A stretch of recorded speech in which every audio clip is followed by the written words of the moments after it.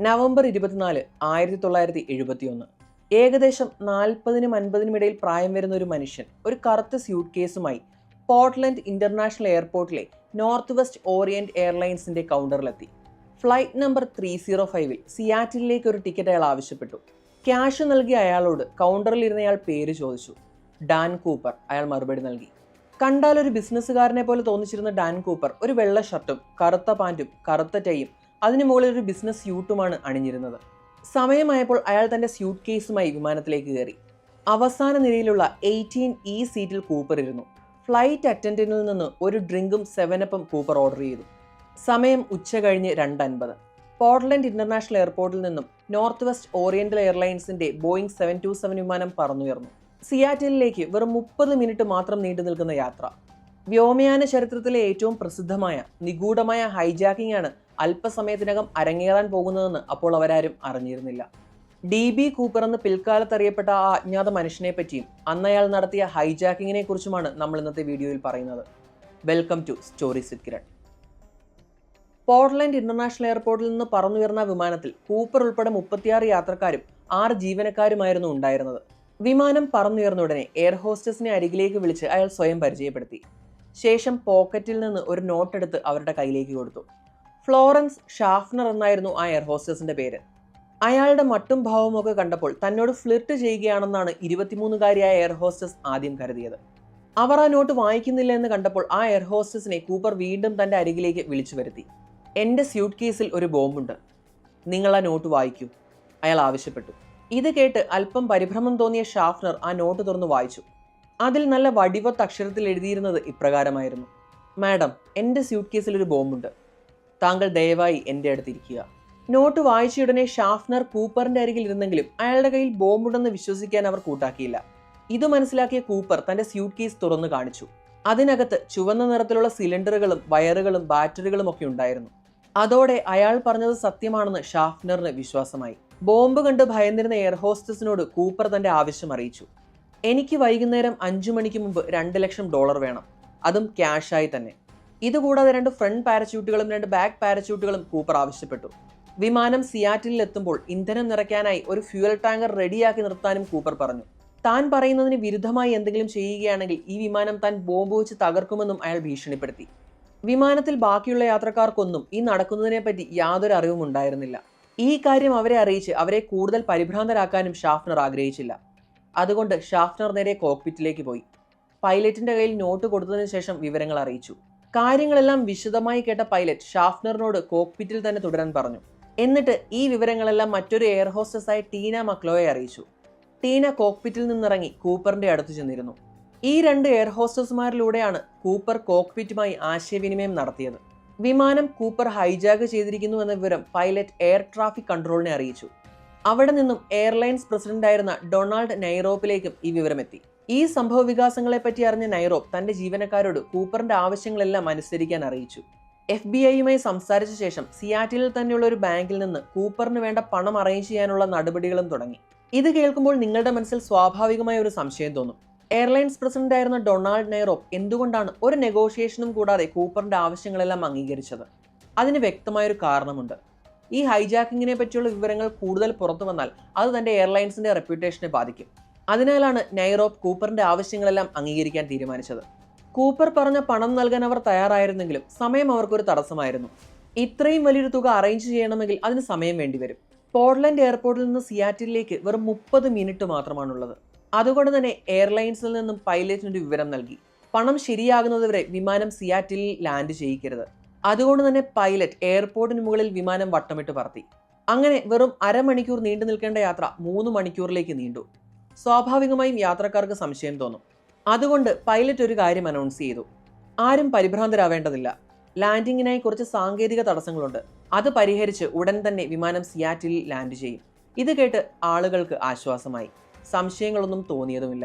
3:20 land ചെയ്യേണ്ടിരുന്ന വിമാനം പണമെല്ലാം arrange ചെയ്തതിനു ശേഷം വൈകിട്ട് 5:46 സിയാറ്റിലിൽ ലാൻഡ് ചെയ്തത്. കൂപ്പറിന്റെ നിർദ്ദേശപ്രകാരം മെയിൻ ടെർമിനലിൽ നിന്ന് അല്പം അകലെയാണ് വിമാനം പാർക്ക് ചെയ്തത്.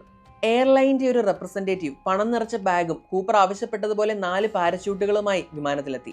തന്റെ ആവശ്യങ്ങളെല്ലാം അംഗീകരിച്ചതോടെ വിമാനത്തിലുള്ള യാത്രക്കാരെയും ക്യാബിൻ ക്രൂവിനെയും പുറത്തിറങ്ങാൻ കൂപ്പർ അനുവദിച്ചു. എന്നാൽ ടീന മക്ലോയെ മാത്രം അയാൾ പുറത്തുവിട്ടില്ല. ഇന്ധനം നിറച്ചതിന് ശേഷം വീണ്ടും വിമാനം പറന്നുയർന്നു. ഇത്തവണ വിമാനത്തിൽ ഉണ്ടായിരുന്നത് കൂപ്പറും ടീന മക്ലോയും പൈലറ്റുമാരും മാത്രമായിരുന്നു. ഏത് ദിശയിലേക്കാണ് പോകേണ്ടത്, എത്ര വേഗതയിലാണ് പോകേണ്ടത്, വിമാനത്തിന്റെ ആംഗിൾ എത്രയായിരിക്കണം എന്നിങ്ങനെ വ്യക്തമായ നിർദ്ദേശങ്ങൾ കൂപ്പർ കൊടുത്തു. അതനുസരിച്ച് മെക്സിക്കോ സിറ്റിയുടെ ഭാഗത്തേക്കാണ് വിമാനം പോയിക്കൊണ്ടിരുന്നത്. 10,000 അടി ഉയരത്തിൽ വിമാനത്തിന്റെ ചിറകുകൾ 15 ഡിഗ്രി ആംഗിളിൽ എത്ര പതുക്കെ പോകാമോ അത്ര പതുക്കെയാണ് വിമാനം പോയിക്കൊണ്ടിരുന്നത്. ഇങ്ങനെയാണ് മുന്നോട്ട് പോകുന്നതെങ്കിൽ ഒരു കാരണവശാലും വിമാനം മെക്സിക്കോ സിറ്റിയിൽ എത്തില്ലെന്ന് പൈലറ്റ് കൂപ്പറിന് മുന്നറിയിപ്പ് നൽകി. എന്നാൽ അതൊന്നും തന്നെ കൂപ്പറിനെ അലട്ടിയിരുന്നില്ല. തനിക്ക് അതൊന്നും ഒരു പ്രശ്നമല്ലെന്നും താൻ പറയുന്നത് പോലെ വിമാനം പറത്തിയാൽ മതിയെന്നും കൂപ്പർ അറിയിച്ചു. ഒരു സിനിമാ കഥയെ പോലും വെല്ലുന്ന കാര്യങ്ങളാണ് പിന്നീട് നടന്നത്. ടീന മക്ലയോട് കോക്പിറ്റിലേക്ക് പോകാനും വാതിൽ ലോക്ക് ചെയ്യാനും കൂപ്പർ ആവശ്യപ്പെട്ടു. അതനുസരിച്ച് ടീന കോക്പിറ്റിലെത്തുകയും വാതിൽ ലോക്ക് ചെയ്യുകയും ചെയ്തു. അതോടെ കോക്പിറ്റിന് പുറത്ത് കൂപ്പർ മാത്രമായി. തന്റെ ഇരിപ്പിടത്തിൽ നിന്ന് എഴുന്നേറ്റ കൂപ്പർ ആദ്യം പണം ഒരു പാരച്യൂട്ട് ഉപയോഗിച്ച് തന്റെ ശരീരത്തിലേക്ക് കെട്ടിവെച്ചു. അതിനുശേഷം പാരച്യൂട്ട് ധരിച്ചു. അല്പസമയത്തിനുള്ളിൽ കോക്പിറ്റിൽ വാർണിംഗ് ലൈറ്റുകൾ തെളിയാൻ തുടങ്ങി. അന്നത്തെ കാലത്തെ ബോയിങ് 727 വിമാനങ്ങൾക്ക് ഒരു പ്രത്യേകതയുണ്ടായിരുന്നു. അതിന്റെ പിറകിൽ താഴേക്ക് തുറക്കുന്ന ഒരു സ്റ്റെയർ കേസ് ഉണ്ടായിരുന്നു. അത് തുറന്നതിന്റെ വാർണിംഗ് ലൈറ്റുകളാണ് കോക്പിറ്റിൽ തെളിഞ്ഞത്. കൂപ്പർ ആ സ്റ്റെയർ കേസ് തുറന്നിറങ്ങി പാരച്യൂട്ട് ഉപയോഗിച്ച് താഴേക്ക് ചാടി. എന്നാൽ ഈ സംഭവങ്ങളൊന്നും ടീനയോ മറ്റു പൈലറ്റുമാരോ കണ്ടില്ല. കാരണം അവർ കോക്പിറ്റ് ലോക്ക് ചെയ്തിരുന്നതിനാൽ അകത്തിരുന്നു കൊണ്ട് പുറത്തു നടക്കുന്ന കാര്യങ്ങളൊന്നും കാണാൻ കഴിയുമായിരുന്നില്ല. സമയം രാത്രി 8:13 ആയപ്പോഴേക്കും വിമാനത്തിന്റെ പുറകുഭാഗം പെട്ടെന്ന് മുകളിലേക്ക് ഉയർന്നതായി പൈലറ്റുമാർക്ക് തോന്നുകയും അവർ പിന്നീട് അത് റീലെവൽ ചെയ്യുകയും റീകാലിബ്രേറ്റ് ചെയ്യുകയും ചെയ്തു. കൂപ്പറിൽ നിന്ന് പിന്നീട് നിർദ്ദേശങ്ങളൊന്നും കിട്ടാതായതോടെ പൈലറ്റ് വിമാനം നെവാഡയിലെ റെനോ എന്ന നഗരത്തിൽ ഇറക്കി. പോലീസിനെ വിവരം അറിയിക്കുകയും ചെയ്തു. പോലീസ് എത്തി വിമാനം അരിച്ചു പിറക്കിയിട്ടും കൂപ്പറിന്റെ ഒരു പൊടി പോലും കണ്ടെത്താനായില്ല. ചെറിയ ക്ലിപ്പുള്ള ഒരു ടൈ, പിന്നീട് പാരച്യൂട്ടിന്റെ കുറച്ച് ഭാഗങ്ങൾ, ഇത് മാത്രമാണ് പോലീസിന് കണ്ടെത്താനായത്. ഇതുകൂടാതെ കൂപ്പർ വലിച്ച സിഗരറ്റിന്റെ അവശിഷ്ടങ്ങളും വിമാനത്തിലുണ്ടായിരുന്നു. ഫോറൻസിക് വിഭാഗം നടത്തിയ കൂടുതൽ പരിശോധനയിൽ വിമാനത്തിൽ നിന്ന് 66 അൺഐഡന്റിഫൈഡ് ഫിംഗർ പ്രിന്റ്സുകൾ ലഭിച്ചു. ഇതൊന്നും തന്നെ വിമാനത്തിൽ അന്നേ ദിവസം യാത്ര ചെയ്തവരുടെയോ ക്യാബിൻ ക്രൂവിന്റെയോ ഒന്നും ആയിരുന്നില്ല. ബോംബുണ്ടായിരുന്ന സ്യൂട്ട് കേസ്, പണം, പാരച്യൂട്ട് ഇവയെല്ലാം തന്നെ കൂപ്പറിനെ പോലെ മിസ്സിംഗ് ആയിരുന്നു. അന്നു മുതൽ കൂപ്പറിനായി FBI അന്വേഷണം തുടങ്ങി. ഒന്നും രണ്ടുമല്ല, മറിച്ച് നീണ്ട 45 വർഷങ്ങൾ അന്വേഷിച്ചിട്ടും കൂപ്പറിനെ കുറിച്ച് വ്യക്തമായൊരു വിവരം കണ്ടെത്താൻ FBIക്ക് ആയില്ല. ഒടുവിൽ നിരവധി ചോദ്യങ്ങൾക്ക് ഉത്തരങ്ങൾ ബാക്കിയാക്കി 2016 ഈ കേസ് FBI ക്ലോസ് ചെയ്തു. ഇങ്ങനെ 2016 കേസ് ക്ലോസ് ചെയ്തതിനു ശേഷം ഇതിനെക്കുറിച്ച് വീണ്ടും ഒരു നിർണായക വെളിപ്പെടുത്തൽ വരുന്നത്, അല്ലെങ്കിൽ അത് ജനങ്ങളിലേക്ക് എത്തുന്നത് 2024 ഇതിനെക്കുറിച്ച് നമുക്ക് വീഡിയോയുടെ അവസാന ഭാഗത്ത് സംസാരിക്കാം.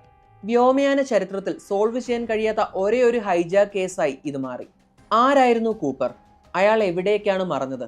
ഇതിനൊന്നും വ്യക്തമായൊരു ഉത്തരം നൽകാൻ ആർക്കും കഴിഞ്ഞില്ല. നമ്മുടെ ചരിത്രത്തിലുടനീളം നിരവധി പ്ലെയിൻ ഹൈജാക്കുകൾ നടന്നിട്ടുണ്ടെങ്കിലും അതിനൊന്നുമില്ലാത്ത 2 പ്രത്യേകതകൾ ഈ കേസിനുണ്ടായിരുന്നു. ഒന്ന്, ഈ വിമാനത്തിൽ യാത്ര ചെയ്തിരുന്നവർ ആരും തന്നെ ഈ ഹൈജാക്കിങ്ങിനെ പറ്റി അറിഞ്ഞിരുന്നില്ല. 2, ഈ സംഭവത്തിൽ യാത്രക്കാരായിക്കോട്ടെ ക്യാബിൻ ക്രൂ ആയിക്കോട്ടെ ആർക്കും യാതൊരുവിധ പരിക്കുകളും ഉണ്ടായില്ല. ഈ ഒരു കാര്യത്തിന്റെ ക്രെഡിറ്റ് ടീന മക്ലോയ്ക്കാണ് ആളുകൾ നൽകിയത്. കാരണം വിമാനം ഹൈജാക്ക് ചെയ്യപ്പെട്ട് കഴിഞ്ഞ് ആ യാത്രയിലുടനീളം സാഹചര്യം ശാന്തമായി കൊണ്ടുപോകാൻ ടീനയ്ക്ക് കഴിഞ്ഞു. അതുകൊണ്ട് തന്നെ ഹൈജാക്ക് ഹീറോ എന്നും ടീന മക്ലോയെ മാധ്യമങ്ങൾ വിശേഷിപ്പിച്ചു. ആകാശത്ത് വെച്ച് യാത്രാമധ്യേ വിമാനത്തിന്റെ കടിഞ്ഞാൺ ഒരു അജ്ഞാതൻ ഏറ്റെടുക്കുന്നു. ഈ സാഹചര്യത്തിൽ ഉണ്ടാവുന്ന പരിഭ്രാന്തി അക്രമങ്ങൾക്ക് വഴിവെച്ചേക്കാം. എന്നാൽ ഇതിനെയെല്ലാം വളരെ തന്ത്രപൂർവ്വമാണ് ടീന നേരിട്ടത്. വിമാനത്തിന്റെ സഹപൈലറ്റായിരുന്ന ററ്റ ഷാക് ടീന ഈ സംഭവം കൈകാര്യം ചെയ്ത രീതിയെ അഭിനന്ദിക്കുകയുണ്ടായി. ഈ വിമാനം ഹൈജാക്ക് ചെയ്ത ആളുടെ പേര് ഡാൻ കൂപ്പർ എന്നാണ്. അതൊരു വ്യാജപ്പേരായിരിക്കാം. എങ്കിലും പിൽക്കാലത്ത് ഇയാൾ അറിയപ്പെട്ടത് DB കൂപ്പർ എന്നാണ്. ഡാൻ കൂപ്പർ എങ്ങനെ DB കൂപ്പറായി? അതിന് പിന്നിലും രസകരമായ ഒരു കഥയുണ്ട്. ഈ സംഭവം നടന്ന സമയത്ത് ജെയിംസ് ലോങ് എന്ന് പറയുന്ന ഒരു മാധ്യമ പ്രവർത്തകന് പറ്റിയ അബദ്ധമാണ് ഡാൻ കൂപ്പർ DB കൂപ്പർ ആവാൻ കാരണം. ആ വാർത്ത നൽകുന്നതിനിടയിൽ ഡാൻ കൂപ്പർ എന്ന പേര് അയാൾ DB കൂപ്പർ എന്ന് തെറ്റായി നൽകുകയും പിന്നീടുള്ള മാധ്യമങ്ങളെല്ലാം ആ പേര് ഏറ്റെടുക്കുകയുമാണ് ഉണ്ടായത്. അങ്ങനെ ഡാൻ കൂപ്പർ DB കൂപ്പറായി. FBIയുടെ പ്രാഥമിക അന്വേഷണത്തിൽ കൂപ്പർ വിമാനത്തിൽ നിന്ന് ചാടിയെന്ന് തെളിഞ്ഞു. ആ പണം മുഴുവൻ തന്റെ ശരീരത്തെ കെട്ടിവെച്ചിട്ടാണ് കൂപ്പർ ചാടിയിരിക്കുന്നത്. ആ പണത്തിന് മാത്രം ഏകദേശം 10 കിലോയോളം തൂക്കം വരും. ഒരു പാരച്യൂട്ട് മുൻപിലും ഒരു പാരച്യൂട്ട് പിറകിലും കെട്ടിവെച്ചാണ് കൂപ്പർ ആ സാഹസികതയ്ക്ക് മുതിർന്നത്. കൂപ്പർ ചാടിയ സ്ഥലത്തെക്കുറിച്ച് FBIക്ക് ഒരു ഏകദേശ ധാരണയുണ്ടായിരുന്നു. വാഷിംഗ്ടണ് തെക്കു പടിഞ്ഞാറ് ഭാഗത്താണ് കൂപ്പർ ചാടിയത് എന്നാണ് അവർ കരുതിയത്. ആ ഭാഗം പൈൻമരക്കാടുകൾ, തടാകങ്ങൾ, കാനിയോണുകൾ എന്നിവയാൽ നിറഞ്ഞതായിരുന്നു. അതുകൊണ്ട് തന്നെ കൂപ്പർ രക്ഷപ്പെട്ട് കാണാൻ ഒരു സാധ്യതയുമില്ലെന്നാണ് അന്വേഷകർ പറഞ്ഞത്. രാത്രി 8 മണിക്ക് ശേഷം 10,000 അടി ഉയരത്തിൽ നിന്ന് താഴേക്ക് ചാടി രക്ഷപ്പെടുക, അത് ഏറെക്കുറെ അസാധ്യമാണ് എന്ന് അവർ കരുതി. അതുമാത്രമല്ല, ചാടിയ സമയം കൂപ്പർ ധരിച്ചിരുന്ന വസ്ത്രം ഇത്തരത്തിലൊരു ജമ്പിന് അനുകൂലമല്ല എന്നും അന്വേഷകർ പറഞ്ഞു. എന്നാൽ ഇതിനെല്ലാം പുറമെ ഈ ജമ്പിന് ഇതിലും വലിയൊരു പ്രശ്നമുണ്ടെന്നാണ് യുണൈറ്റഡ് സ്റ്റേറ്റ്സ് പാരച്യൂട്ട് അസോസിയേഷൻ വിശ്വസിച്ചിരുന്നത്. നവംബർ മാസത്തിൽ അമേരിക്കയിലെ കാലാവസ്ഥ വളരെയേറെ തണുപ്പ് നിറഞ്ഞതാണ്. അതുകൊണ്ട് ഏതെങ്കിലും തടാകത്തിലേക്കാണ് കൂപ്പർ വീഴുന്നതെങ്കിൽ രക്ഷപ്പെടാനുള്ള സാധ്യത വളരെ വളരെ വിരളമാണ്. വെള്ളത്തിലേക്കാണ് വീഴുന്നതെങ്കിൽ കൊടും തണുപ്പ് കാരണം മിനിറ്റുകൾക്കുള്ളിൽ തന്നെ ഹൈപ്പോതെർമിയ എന്ന അവസ്ഥ സംഭവിക്കാം. അതുമാത്രമല്ല, കൂപ്പർ തന്റെ ശരീരത്തിൽ കെട്ടിവെച്ചിരുന്ന നോട്ടുകൾക്ക് ഏകദേശം 10 കിലോയോളം ഭാരമുണ്ടെന്ന് പറഞ്ഞല്ലോ. അത്രയും ഭാരം ശരീരത്തിൽ കെട്ടിവെച്ചുകൊണ്ട് നീന്താനും എളുപ്പമല്ല. കാര്യങ്ങൾ ഇങ്ങനെയൊക്കെ ആണെങ്കിലും പിന്നീട് നടന്ന ചില സംഭവങ്ങൾ കൂപ്പർ രക്ഷപ്പെട്ടിരിക്കാമെന്ന സാധ്യതയിലേക്കാണ് വിരൽ ചൂണ്ടിയത്. DB കൂപ്പറിന്റെ ഹൈജാക്കിങ്ങിനെ കുറിച്ചുള്ള വാർത്തകൾ പുറത്തു വന്നതോടെ ഇത്തരത്തിലുള്ള ഹൈജാക്കുകൾ നിരവധി നടക്കാൻ തുടങ്ങി. കൂപ്പർ ഉപയോഗിച്ച തന്ത്രം തന്നെയാണ് അവരും പിന്തുടർന്നത്. അതിൽ കുറഞ്ഞത് 5 പേരെങ്കിലും വിമാനത്തിൽ നിന്ന് താഴേക്ക് ചാടുകയും രക്ഷപ്പെടുകയും ചെയ്തു.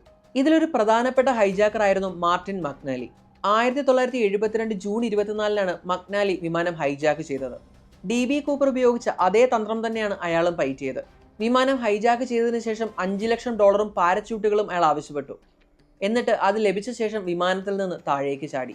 മക്നാലി താഴേക്ക് ചാടിയപ്പോൾ വിമാനം ഏകദേശം 400 കിലോമീറ്റർ വേഗതയ്ക്കും 500 കിലോമീറ്റർ വേഗതയ്ക്കും ഇടയിലായിരുന്നു. എന്നാൽ കൂപ്പർ ചാടിയപ്പോഴാകട്ടെ വിമാനത്തിന്റെ വേഗത ഇതിന് നേർ പകുതി മാത്രമാണ് ഉണ്ടായിരുന്നത്. ഇത്രയും വേഗതയിൽ പായുന്ന വിമാനത്തിൽ നിന്ന് മക്നാലി രക്ഷപ്പെട്ടിട്ടുണ്ടെങ്കിൽ എന്തുകൊണ്ട് കൂപ്പറിന് രക്ഷപ്പെട്ടുകൂടാ? സ്വാഭാവികമായും ഈ ചോദ്യം ഉയർന്നു വന്നു. ഇതേപോലെ തന്നെ ഹൈജാക്കിങ്ങിന് ശ്രമിച്ച മറ്റൊരാളും രക്ഷപ്പെട്ടിരുന്നു. ഈ രണ്ടുപേരും കൂപ്പറിനേക്കാളും വളരെ മോശം സാഹചര്യത്തിലാണ് താഴേക്ക് ചാടിയത്. അങ്ങനെ വന്നപ്പോൾ ഇതിലും കൃത്യമായ തയ്യാറെടുപ്പുകൾ നടത്തിയ DB കൂപ്പർ രക്ഷപ്പെട്ട് കാണുമെന്ന നിഗമനത്തിലേക്ക് അന്വേഷകർ എത്തി. അതോടെ കൂപ്പർ ചാടി എന്ന് പറയപ്പെടുന്ന പ്രദേശം വിശദമായി പരിശോധിക്കാൻ FBI തയ്യാറെടുത്തു. പോലീസുകാർ ഇതിനു മുന്നേ തന്നെ ആ കാടും പരിസരവും പരിശോധിച്ചു തുടങ്ങിയിരുന്നു. കൂപ്പർ മരണപ്പെട്ടുവെങ്കിൽ കൂപ്പറിന്റെ ശരീരാവശിഷ്ടങ്ങൾ അല്ലെങ്കിൽ പാരച്യൂട്ടിന്റെ അവശിഷ്ടങ്ങൾ, ഇതുമല്ലെങ്കിൽ പണത്തിന്റെ എന്തെങ്കിലും അവശിഷ്ടങ്ങളായിരുന്നു അവർ തിരഞ്ഞുകൊണ്ടിരുന്നത്. കൂപ്പറിന് നൽകിയ കറൻസിയിലും ഒരു പ്രത്യേകതയുണ്ടായിരുന്നു. അവയെല്ലാം തന്നെ $20 നോട്ടുകളായിരുന്നു. $20 10,000 നോട്ടുകൾ. അതിന്റെ സീരിയൽ നമ്പറുകളെല്ലാം തന്നെ ബാങ്ക് നേരത്തെ നോട്ട് ചെയ്ത് വെച്ചിട്ടുണ്ടായിരുന്നു. അത് അവർ FBI കൈമാറി. FBI അത് രാജ്യമാസകലം പ്രചരിപ്പിച്ചു. അങ്ങനെ ആരെങ്കിലും ആ സീരീസിലുള്ള ഒരു നോട്ട് ഉപയോഗിച്ചാൽ അതുവഴി കൂപ്പറിനെ ട്രാക്ക് ഡൗൺ ചെയ്യുക എന്നതായിരുന്നു FBIയുടെ തന്ത്രം. കൂപ്പർ ചാടി എന്ന് കരുതപ്പെടുന്ന സ്ഥലം പരിശോധിച്ചെങ്കിലും കാര്യമായ പുരോഗതി ഒന്നും തന്നെ ഉണ്ടായില്ല. അതിനൊരു കാരണവുമുണ്ട്. കൂപ്പർ ചാടി എന്ന് പറയപ്പെടുന്ന കൃത്യമായ പ്രദേശം നിർണ്ണയിക്കുക എന്നത് വളരെ പാടുപെട്ടൊരു കാര്യമായിരുന്നു. കാരണം അതിനെ സ്വാധീനിക്കുന്ന നിരവധി ഘടകങ്ങളുണ്ട്. അതായത് അന്നേ ദിവസം വിമാനം സഞ്ചരിച്ചിരുന്ന വേഗത, വിമാനത്തിന്റെ ആംഗിൾ, കൂപ്പർ ചാടി എന്ന് പറയപ്പെടുന്ന ആ ഒരു ലൊക്കേഷൻ, അതുമാത്രമല്ല എത്ര ഉയരത്തിൽ വെച്ചാണ് കൂപ്പർ പാരച്യൂട്ട് നിവർത്തിയിരിക്കുന്നത്. ഇങ്ങനെ നിരവധി ഘടകങ്ങൾ ഇതിനെ സ്വാധീനിക്കാം. ഇവയെല്ലാം കൃത്യമായി നിർവചിച്ച് ഒരു സ്ഥാനം കണ്ടെത്തുക എന്ന് പറയുന്നത് ദുഷ്കരമാണ്. ഒരു ഏകദേശ ധാരണയനുസരിച്ച് വാഷിംഗ്ടണിൽ തന്നെ മെർവിൻ തടാകത്തിന്റെ ഭാഗത്തേക്കായിരിക്കാം കൂപ്പർ ചാടിയതെന്ന് ഒരു ഊഹം വന്നു. അതനുസരിച്ച് FBI അവിടെ തിരച്ചിൽ നടത്തി. പിന്നീട് ആ സ്ഥലം കൃത്യമായി കണ്ടെത്താൻ FBI ഒരു പ്രാക്ടിക്കൽ എക്സ്പെരിമെന്റ് കൂടെ നടത്തി. അന്നത്തെ അതേ വിമാനത്തിൽ നിന്ന് 91 കിലോഗ്രാം ഭാരം വരുന്ന ഒരു വസ്തു താഴേക്കിടുകയും അത് പതിച്ച സ്ഥലം വെച്ച് കൂപ്പർ ചാടിയ സ്ഥലത്തെ പറ്റി ഒരു ഏകദേശ ധാരണയുണ്ടാക്കാൻ ശ്രമിക്കുകയും ചെയ്തു. പിന്നീട് വളരെ വ്യാപകമായ തെരച്ചിലാണ് നടന്നത്. ആ പ്രദേശത്തെ കാടുകൾ, അതുപോലെ തന്നെ അവിടുത്തെ ഫാം ഹൗസുകൾ, വീടുകൾ, ഇവയിലെല്ലാം തന്നെ FBI തെരച്ചിൽ നടത്തി. അവിടെ താമസിച്ചിരുന്ന ആളുകളിൽ നിന്നെല്ലാം FBI വിവരങ്ങൾ ശേഖരിച്ചു. മെർവിൻ തടാകത്തിൽ ബോട്ടുകൾ ഉപയോഗിച്ചു മാത്രമല്ല ഒരു അന്തർവാഹിനി ഉപയോഗിച്ച് വരെ തെരച്ചിൽ നടത്തി. എന്നാൽ യാതൊരു ഫലവും ഉണ്ടായില്ല. പിന്നീട് ഒരു അറ്റകൈ പ്രയോഗവുമായി അന്നത്തെ നോട്ടിന് സീരിയൽ നമ്പറുകൾ എല്ലാ ന്യൂസ് പേപ്പറുകളിലും പ്രചരിപ്പിച്ചു. ആ സീരിയൽ നമ്പറിലുള്ള നോട്ടുകൾ കൊണ്ടുവരുന്നവർക്ക് $1000 പാരിതോഷികം പ്രഖ്യാപിച്ചു. ഈ ഒരു ഓഫർ 3 വർഷക്കാലം നീണ്ടു നിന്നിട്ടും ഒരു നോട്ട് പോലും തിരികെ എത്തിയില്ല. 1971 തന്നെയാണ് DB കൂപ്പറിന്റെ ആദ്യ സ്കെച്ച് പുറത്തുവിടുന്നത്. എന്നാൽ അന്നത്തെ ക്യാബിൻ ക്രൂ അത് കണ്ടതിനു ശേഷം മുഖത്തിന് സാമ്യമില്ല എന്ന് പറഞ്ഞു. തൊട്ടടുത്ത വർഷം പുതിയൊരു സ്കെച്ച് ക്രിയേറ്റ് ചെയ്തു. ഇതും അത്ര കൃത്യമായിരുന്നില്ല. ഒടുവിൽ 1973 ജനുവരി 2-ന് മൂന്നാമത്തെയും അവസാനത്തെയും സ്കെച്ച് FBI ക്രിയേറ്റ് ചെയ്തു. അന്ന് കൂപ്പറിനെ നേരിട്ട് കണ്ട ക്യാബിൻ ക്രൂ മെമ്പേഴ്സ് ഈ മുഖം ഏറെക്കുറെ സാമ്യമുള്ളതാണെന്ന് വിലയിരുത്തി. വർഷം 1979. ഈ ഹൈജാക്ക് നടന്നിട്ട് 8 വർഷം കഴിഞ്ഞു. പെട്ടെന്നൊരു ദിവസം ഒരു പൈലറ്റ് FBIയെ കോൺടാക്ട് ചെയ്തു. കോണ്ടിനെന്റൽ എയർലൈൻസിന് വേണ്ടി ജോലി ചെയ്തിരുന്ന ടോം ബോഗൻ എന്ന വ്യക്തിയായിരുന്നു അത്. അന്ന് കൂപ്പർ സഞ്ചരിച്ചിരുന്ന വിമാനത്തിന് മുകളിൽ 4000 അടി ഉയരത്തിൽ 4 മിനിറ്റ് പിറകിലായി മറ്റൊരു വിമാനം ഉണ്ടായിരുന്നു. അത് പറത്തിയിരുന്നത് ടോം ആയിരുന്നു. അന്നേ ദിവസം ശക്തമായ കാറ്റുണ്ടായിരുന്നുവെന്നും അതുകൊണ്ട് തന്നെ കൂപ്പർ ചാടി എന്ന് FBI വിശ്വസിച്ചിരിക്കുന്ന സ്ഥലം തെറ്റാണെന്നും ടോം പറഞ്ഞു. ഇപ്പോൾ ഉദ്ദേശിച്ചിരിക്കുന്ന സ്ഥലത്തു നിന്നും ഏകദേശം 80 ഡിഗ്രി വരെ വ്യത്യാസം ഉണ്ടായിരിക്കാമെന്നാണ് ടോം എന്ന് പറഞ്ഞത്. അന്ന് താനൊരു വിമാനത്തിലുണ്ടായിരുന്നു എന്നതുകൊണ്ട് തന്നെ FBI ഇപ്പോൾ തിരഞ്ഞുകൊണ്ടിരിക്കുന്ന മെർവിൻ തടാകത്തിന്റെ ഭാഗത്തല്ല, മറിച്ച് വാഷോഗൽ നദിയുടെ ഡ്രെയിനേജ് ഭാഗത്താണ് തിരയേണ്ടതെന്ന് ടോം പറഞ്ഞു. കുറച്ചു മാസങ്ങൾക്ക് ശേഷം ടോമിന്റെ ഈ സംശയം ശരിയാണെന്ന് തെളിഞ്ഞു. ഒരു 8 വയസ്സുകാരൻ പയ്യന് കൊളംബിയൻ നദിയുടെ തീരത്ത് നിന്ന് $20 കുറച്ച് നോട്ടുകൾ ലഭിച്ചു. അതിൽ കുറച്ച് നോട്ടുകൾ റബ്ബർ ബാൻഡ് ഇട്ട കെട്ടുകളായിട്ട് തന്നെയായിരുന്നു ഉണ്ടായിരുന്നത്. പോലീസുകാർ ആ നോട്ടിന്റെ സീരിയൽ നമ്പറുകൾ പരിശോധിച്ചു. അതിൽ നിന്ന് ഒരു കാര്യം വ്യക്തമായി. അന്ന് കൂപ്പറിന് കൊടുത്ത അതേ നോട്ടുകൾ തന്നെയായിരുന്നു അത്. അതോടെ ആ നോട്ടുകൾ കണ്ടെത്തിയ ഭാഗത്ത് കൂടുതൽ പരിശോധനകൾ നടന്നു. എന്നാൽ അധികമൊന്നും കണ്ടെത്താനായില്ല. ആകെ $5800 നോട്ടുകൾ മാത്രമാണ് അവിടെ നിന്ന് ലഭിച്ചത്. കൂപ്പർ ലാൻഡ് ചെയ്തുവെന്ന് ടോം പറഞ്ഞ സ്ഥലത്തിനടുത്തുനിന്ന് തന്നെയാണ് ഈ നോട്ടുകൾ ലഭിച്ചത്. അന്നേ ദിവസം തണുത്തുറഞ്ഞ നദിയിലേക്ക് വീണ കൂപ്പർ മരണപ്പെട്ടിരിക്കാമെന്നാണ് FBI ഏജന്റായിരുന്ന റിച്ചാർഡ് ടോസോ വിശ്വസിച്ചത്. അന്ന് ആ നോട്ടുകൾ കണ്ടെത്തിയ കുട്ടിക്ക് പാരിതോഷികമായി ആ നോട്ടുകളിൽ കുറച്ചെണ്ണം തന്നെയാണ് കൊടുത്തത്. ആ കുട്ടി വലുതായപ്പോൾ അതിൽ നിന്ന് 15 നോട്ടുകൾ 2008 ലേലത്തിൽ വെക്കുകയും $37,000 അത് ലേലത്തിൽ പോവുകയും ചെയ്തു. അന്നേ ദിവസം കൂപ്പർ രക്ഷപ്പെട്ടോ ഇല്ലയോ എന്ന ചോദ്യത്തിനുപരിയായി മറ്റൊരു ചോദ്യം കൂടി ഉയർന്നു വന്നിരുന്നു. ശരിക്കും ആരാണ് DB കൂപ്പർ എന്നറിയപ്പെട്ട ഡാൻ കൂപ്പർ? അയാളുടെ ഐഡന്റിറ്റി എന്താണ്? അയാൾ എവിടെ നിന്നാണ് വരുന്നത്? അയാൾ ചെയ്തിരുന്ന ജോലി എന്താണ്? ഈ ചോദ്യങ്ങൾക്കൊന്നും കൃത്യമായൊരു ഉത്തരമുണ്ടായിരുന്നില്ല. ആകെ ഒരു ഗോൾഡൻ കളർ ക്ലിപ്പുള്ള ഒരു ടൈ മാത്രമാണ് കൂപ്പറിൻ്റെതായി ലഭിച്ചത്. FBI വിദഗ്ധ പരിശോധനയിൽ ആ ക്ലിപ്പിൽ ചില മൈക്രോസ്കോപ്പിക് പാർട്ടിക്കിൾസ് ഉണ്ടായിരുന്നതായി കണ്ടെത്തിയിരുന്നു. 2009 മാർച്ചിൽ ചില ഗവേഷകർ ഈ മൈക്രോസ്കോപ്പിക് പാർട്ടിക്കിളിനെ കുറിച്ച് കൂടുതൽ പഠനം നടത്തി. ഈ പഠനത്തിൽ ആ ക്ലിപ്പിൽ നിന്ന് unalloyed titanium, aluminium, titanium, antimony alloy തുടങ്ങിയവ കണ്ടെത്തുകയുണ്ടായി. ഇതോടെ കൂപ്പർ ഏതെങ്കിലും മെറ്റൽ മാനുഫാക്ചറിംഗ് അല്ലെങ്കിൽ കെമിക്കൽ മാനുഫാക്ചറിംഗ് പ്ലാന്റിലായിരിക്കാം ജോലി ചെയ്തിരുന്നത് എന്ന നിഗമനം വന്നു. ഇത് രണ്ടുമല്ലെങ്കിൽ കൂപ്പർ ഒരു എയറോനോട്ടിക്കൽ എഞ്ചിനീയറിംഗ് പ്ലാന്റിലായിരിക്കണം വർക്ക് ചെയ്തിരുന്നത്. ഇനി കൂപ്പർ ബോയിങ്ങിൽ തന്നെയാണോ ജോലി ചെയ്തിരുന്നത് എന്ന സംശയവും ഉയർന്നു വന്നു. കാരണം ഈ അൺഅലോയ്ഡ് ടൈറ്റാനിയം എന്ന് പറയുന്നത് എയർക്രാഫ്റ്റ് ഫാബ്രിക്കേഷൻ ഫെസിലിറ്റീസിൽ യൂസ് ചെയ്യുന്ന ഒന്നാണ്. DB കൂപ്പറിന്റെ ഒരു സ്കെച്ച് നേരത്തെ വരച്ചിരുന്ന കാര്യം പറഞ്ഞല്ലോ. അതോടൊപ്പം അയാൾ ചെയ്യാൻ സാധ്യതയുള്ള ജോലികളും പുറത്തു വന്നതോടെ നിരവധി തിയറികൾ ഉരുത്തിരിഞ്ഞു വന്നു. 2006 മുതൽ 2009 വരെ അന്വേഷണത്തിന് നേതൃത്വം നൽകിയ ലാരി കാർ കൂപ്പർ ഒരു എയർക്രാഫ്റ്റ് കാർഗോ ലോഡർ ആയിരിക്കാമെന്ന് അഭിപ്രായപ്പെട്ടു. കാരണം ഇങ്ങനെയുള്ളവർക്ക് ബേസിക് ജെം ട്രെയിനിങ് നൽകുന്നുണ്ട്. എങ്ങനെയാണ് പാരച്യൂട്ട് ധരിക്കേണ്ടത്, എങ്ങനെയാണ് അത് ഉപയോഗിക്കേണ്ടതെന്നൊക്കെ അവർക്ക് വ്യക്തമായി പറഞ്ഞു കൊടുക്കും. DB കൂപ്പറിന്റെ സ്കെച്ചൊക്കെ വരച്ചു കഴിഞ്ഞ് കുറച്ച് നാളുകൾക്ക് ശേഷം DB കൂപ്പർ ആയിരിക്കാൻ സാധ്യതയുള്ള ഒരു 800 പേരുടെ വിവരങ്ങൾ FBI പുറത്തുവിട്ടിരുന്നു. അതിൽ ചിലരുടെയൊക്കെ കഥകൾ വളരെ ഇൻട്രസ്റ്റിംഗ് ആയിരുന്നു. അതിലൊരാളായിരുന്നു റിച്ചാർഡ് മക്കോയ് എന്ന Vietnam war veteran. DB Cooper plane hijack ചെയ്തതിന് ഒരു 5 മാസത്തിന് ശേഷം മക്കോയ് അതേ രീതിയിൽ തന്നെ ഒരു ബോയിങ് 727 വിമാനം ഹൈജാക്ക് ചെയ്തിരുന്നു. കൂപ്പറിന്റെ ആവശ്യങ്ങൾക്ക് സമാനമായി 4 പാരച്യൂട്ടുകളും $5 ലക്ഷം അയാൾ ആവശ്യപ്പെട്ടത്. അത് ലഭിച്ചതിന് ശേഷം പിറകിലെ സ്റ്റെയർ കേസിലൂടെ അയാൾ താഴേക്ക് ചാടി. ആ ചാട്ടത്തിൽ അയാൾ രക്ഷപ്പെടുകയും ചെയ്തു. പിന്നീട് 2 ദിവസങ്ങൾക്ക് ശേഷം FBI മക്കോയെ കണ്ടെത്തുകയും അറസ്റ്റ് ചെയ്യുകയും ചെയ്തു. 45 വർഷത്തേക്കാണ് മക്കോയിയെ കോടതി ശിക്ഷിച്ചത്. മക്കോയ് തന്നെയാണ് DB കൂപ്പർ എന്ന് ചിലർ കരുതി. 1991 DB Cooper the real McCoy എന്നൊരു പുസ്തകം പുറത്തിറങ്ങി. നേരത്തെ FBI ഏജന്റായിരുന്ന റസൽ കലേമിയാണ് ആ പുസ്തകം പുറത്തിറക്കിയത്. കൂപ്പറിന്റെ എന്ന് കരുതപ്പെടുന്ന ആ ടൈ ക്ലിപ്പ് മക്കോയിയുടെ കുടുംബത്തെ കാണിച്ചപ്പോൾ അവർ അത് തിരിച്ചറിഞ്ഞിരുന്നു.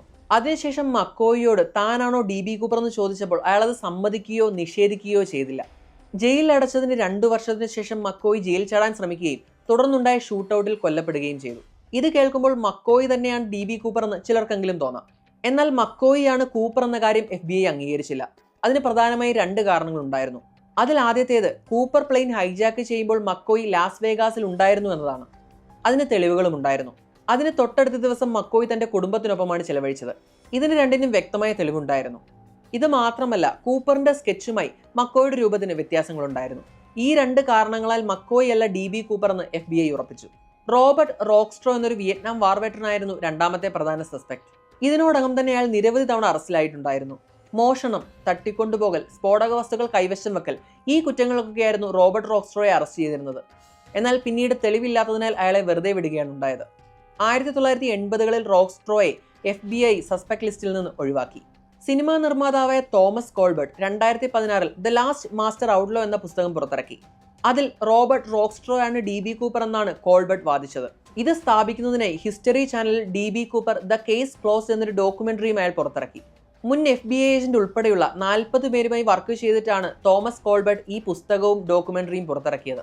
DB കൂപ്പറിന്റെ സ്കെച്ചുമായി റോക്സ്ട്രോയ്ക്ക് സാമ്യമുണ്ടായിരുന്നു. FBI അന്വേഷണം തുടർന്നിരുന്നെങ്കിൽ തീർച്ചയായും റോക്സ്ട്രോയ്ക്കെതിരെ തെളിവുകൾ കിട്ടുമെന്നായിരുന്നു കോൾബർട്ട് വാദിച്ചത്. യാദൃശികമായിട്ടാണെങ്കിലും ഈ പുസ്തകം പുറത്തു വന്ന് അധികം വൈകാതെ FBI കേസ് ക്ലോസ് ചെയ്തു. ഇവരെ കൂടാതെ വിയറ്റ്നാം വാർ വെറ്ററനായിരുന്ന ടെഡ് ബ്രാഡൻ, പാരാട്രൂപ്പറായിരുന്ന കെന്നത്ത് ക്രിസ്ത്യൻസ്, അതുപോലെ തന്നെ കൊറിയൻ വാർ വെറ്ററനായിരുന്ന ലിൻ കൂപ്പർ തുടങ്ങിയ അനേകം പേർ പ്രധാന സസ്പെക്ട് ലിസ്റ്റിലുണ്ടായിരുന്നു. 2016 കേസ് ക്ലോസ് ചെയ്തതിനു ശേഷം പിന്നീട് ഈ കേസിലുണ്ടായ ഒരു നിർണായകമായ വെളിപ്പെടുത്തൽ ജനങ്ങളിലേക്ക് എത്തിയത് 2024 വീഡിയോയുടെ തുടക്കത്തിൽ നമ്മൾ പറഞ്ഞല്ലോ. അതെന്താണ് സംഭവം എന്ന് നോക്കാം. ഞങ്ങളുടെ അമ്മയുടെ വീട്ടിലെ ഷെഡിൽ നിന്ന് അന്ന് ഹൈജാക്കിന് ഉപയോഗിച്ച പാരച്യൂട്ട് ലഭിച്ചെന്നും DB കൂപ്പർ ഞങ്ങളുടെ അച്ഛനാണെന്നും പറഞ്ഞ് സഹോദരങ്ങൾ രംഗത്തെത്തി. റിട്ടയർഡ് പൈലറ്റും DB കൂപ്പറിന്റെ കേസിന് പിന്നാലെ 20 വർഷത്തോളം നടന്ന വ്യക്തിയുമായ ഡാൻ ഗ്രൈഡറിനെയാണ് ഈ അവകാശവാദവുമായി സഹോദരങ്ങൾ ആദ്യം ബന്ധപ്പെടുന്നത്. അവരുടെ അച്ഛന്റെ പേര് ഈ വീഡിയോയിലൂടെ തന്നെ നിങ്ങൾക്ക് പരിചിതമായി കഴിഞ്ഞു, റിച്ചാർഡ് മക്കോയ്. DB കൂപ്പർ ആണെന്ന് ജനങ്ങൾ വിശ്വസിച്ച FBI പ്രധാന സസ്പെക്ട് ലിസ്റ്റിൽ ഉണ്ടായിരുന്ന അതേ റിച്ചാർഡ് മക്കോയ് തന്നെ. ഈ വിവരമറിഞ്ഞ ഗ്രൈഡർ ആദ്യം പാരച്യൂട്ട് പരിശോധിക്കുകയാണ് ഉണ്ടായത്. അതിൽ നിന്ന് അവർ പറയുന്നത് വാസ്തവമാകാമെന്ന് ഗ്രൈഡർക്ക് മനസ്സിലായി. കാരണം ആ കാലഘട്ടത്തിൽ ഉപയോഗിച്ചിരുന്ന പാരച്യൂട്ട് തന്നെയായിരുന്നു ഇത്. 1 in a billion എന്നാണ് ഗ്രൈഡർ ആ പാരച്യൂട്ടിനെ വിശേഷിപ്പിച്ചത്. ഈ വിവരം അങ്ങനെ FBI അടുത്തെത്തി. അങ്ങനെ പാരച്യൂട്ട് കണ്ടെത്തിയ ഷെഡ് FBI അരിച്ചു പിറക്കി. റിച്ചാർഡ് മക്കോയുടെ മക്കൾ പാരച്യൂട്ട് FBIക്ക് കൈമാറിയിട്ടുണ്ട്. തങ്ങളുടെ അച്ഛനായ മക്കോയ് തന്നെയാണ് യഥാർത്ഥ DB കൂപ്പർ എന്നും ആ വിവരം തങ്ങളുടെ അമ്മയ്ക്ക് അറിയാമായിരുന്നു എന്നുമാണ് അവർ വിശ്വസിക്കുന്നത്. DNA സാമ്പിളുകൾ വേർതിരിച്ചെടുത്ത് റിച്ചാർഡ് മക്കോയ് തന്നെയാണോ DB കൂപ്പർ എന്നറിയാനുള്ള ശ്രമത്തിലാണ് FBI എന്നാണ് ഗ്രൈഡർ പറയുന്നത്. ഹൈജാക്ക് നടന്നിട്ട് 54 വർഷങ്ങൾ കഴിഞ്ഞു. ഇത്രയും നാൾ പല രീതിയിൽ FBI അന്വേഷണം നടത്തിയിട്ടും ഇതിന് പിന്നിലുള്ള സത്യാവസ്ഥ പുറത്തു കൊണ്ടുവരാൻ കഴിഞ്ഞിട്ടില്ല. എന്നാൽ ഈ അവസാന നിമിഷമുണ്ടായ വെളിപ്പെടുത്തൽ അത് FBI പിന്തുണയ്ക്കുമോ? യഥാർത്ഥത്തിൽ റിച്ചാർഡ് മക്കോയ് തന്നെയാണോ DB കൂപ്പർ? അങ്ങനെയല്ലെങ്കിൽ ആരായിരുന്നു യഥാർത്ഥ DB കൂപ്പർ? അയാൾ ശരിക്കും എവിടെ നിന്നാണ് വന്നത്? അയാൾ എങ്ങോട്ടേക്കാണ് മറഞ്ഞത്? ചോദ്യങ്ങൾ ഇനിയും ബാക്കിയാണ്. നിങ്ങൾക്കെല്ലാവർക്കും ഈ വീഡിയോ ഇഷ്ടമായെന്ന് വിശ്വസിക്കുന്നു. ഈ വീഡിയോ നിങ്ങൾക്ക് ഇഷ്ടമായെങ്കിൽ ഇതുപോലെയുള്ള കൂടുതൽ വീഡിയോസിനായി ചാനൽ സബ്സ്ക്രൈബ് ചെയ്യുക. നിങ്ങൾക്ക് കഥകളായി കേൾക്കാൻ താല്പര്യമുള്ള വിഷയങ്ങളും കമൻറ്റ് ചെയ്യാവുന്നതാണ്. Thanks for watching stories with Kiran.